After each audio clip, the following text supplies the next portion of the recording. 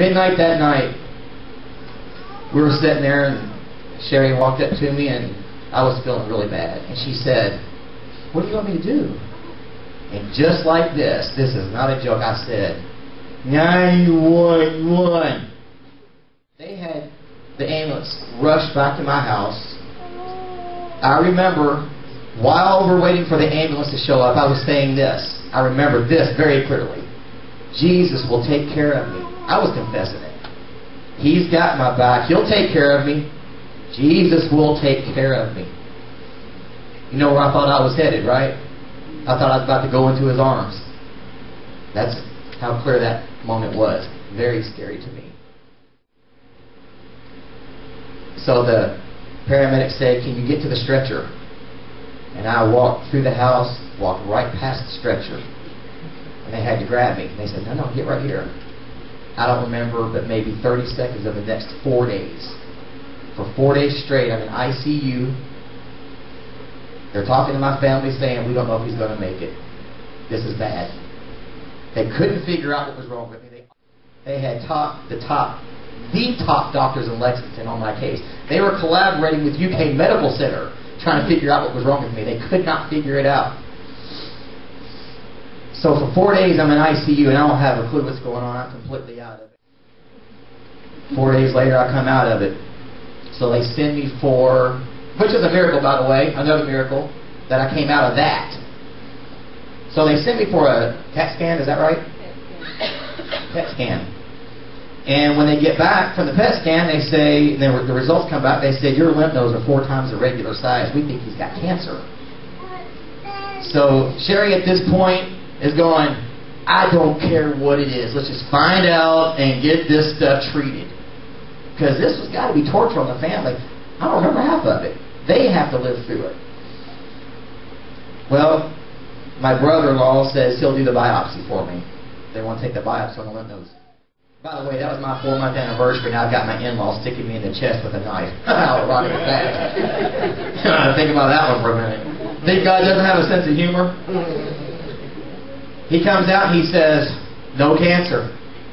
We don't know what it is." And this is what he told Sherry. He walked up to Sherry and he said, "Sherry, we don't know what's going on with him. What we've got to do is find the bug that's causing this. That's the only way we're going to figure it out. But because he is saturated with antibiotics, millions and millions of them, finding that bug, pretty much no chance. And if we don't find the bug, we have to guess at what he's got. And if we guess at what he's got and we're wrong, it's going to be bad." Anybody want to tell me what happens next? They found the bug. Now I got chills again. I don't know about you guys, but this is exciting to me. Is anybody even still here? Okay, yeah, okay, cool. Scared me for a minute. Like, man, I'm bored to death.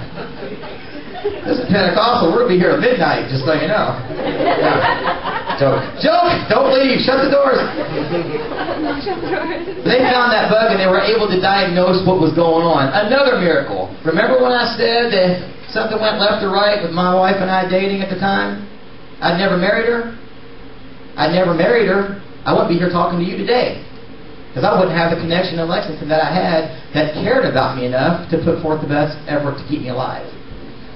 How many people know that God knows what's coming up? Amen. How many people know that when something's coming up that He sees, He's going to prepare you for it? Amen. He's going to give you everything you need to fight those trials. He's going to give you everything you need to walk through the valley. And then when you get out, what's He do? He sets you right on that mountaintop. He knows what's coming. I didn't know what was coming. But He did. And He blessed me with a wife who, naturally speaking, is the reason I'm here tonight. I mean, you guys should hear the story. And she'll love to tell you. Now, during this time, I got to tell you some funny stuff, actually. I was hallucinating out of my mind.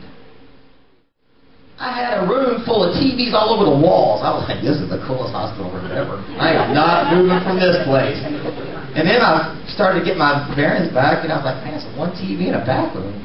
I swore they moved the bathroom. I argued with my dad. No, the bathroom was over there yesterday. When I was in my wheelchair coming out of ICU, they were running me through the hallway, and there was a huge wall in front of me, and we went right through it. I looked at Sherry, I said, "We got to build a house like this. This is awesome." They opened the door, and I went. They were grabbing my gown, holding me in the wheelchair, and they were like, "What are you doing?" "I'm hitting a corkscrew in the roller coaster." I mean, I was having a blast. It was awesome.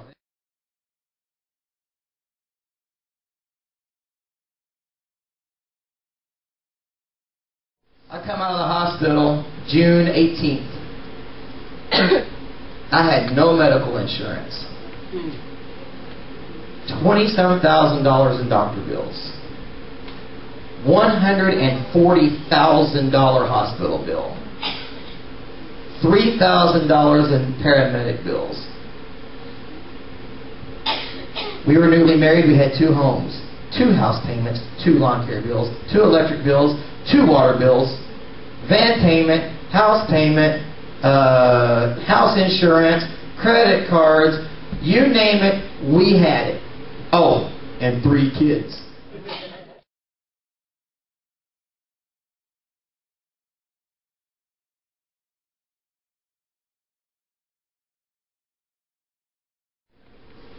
So what do? I can't go back to work because when I came out of the hospital, I was almost 100% blind.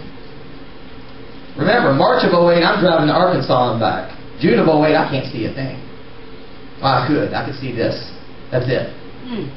They called it 20 hand motion because when they did my eye chart, I couldn't see the E.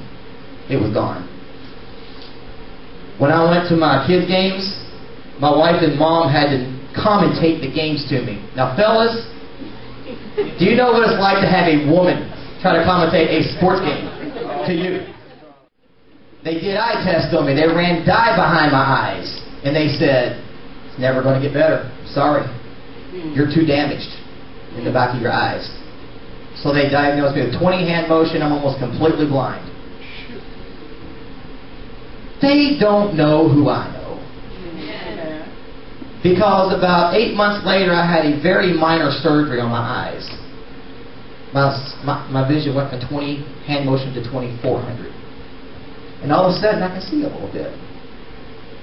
They don't know who I know. Because a year later, it goes to 2200. I thought you said it wouldn't get better. Don't listen to people who are giving you contradictory reports of what God said. Amen. Because if you do, you'll stay in the rut that you're in. Too many people believe that people stand in front of them instead of listening to the one who created them. And if we get out of that habit and listen to what God's got to say, the blessings will be more than you can contain. But John, why did you tell me about your finances? Because less than a year later, we were debt free. Now, how'd you do that? Well, don't tell Sicilian Bank where I was that night, because I was with you the whole time, okay? No, I'm kidding, just really. No, we moved into our new house 11 months later. We still had a house payment, and I still have a van payment. The $140,000 hospital bill was gone. $20,000 in doctor bills gone. $3,000 ambulance bill gone. We never missed a payment on our houses. We never missed a payment. We never had our electricity turned off. How did you do that? We tithe. Uh-oh, he's talking about money again. Hey, I'm not asking for your money. I'm telling you, if you tithe what God asked you to tithe, He will open the windows of heaven and do what? Pour out blessings you won't be able to contain. I can't contain what God has done for me. That's why I stand here to tell you. Sorry, I got a little fired up. Because that's good stuff right there. What those evangelists say, don't shut me down when I'm preaching good. I'm sorry, that's old school. I just wanted to say it once.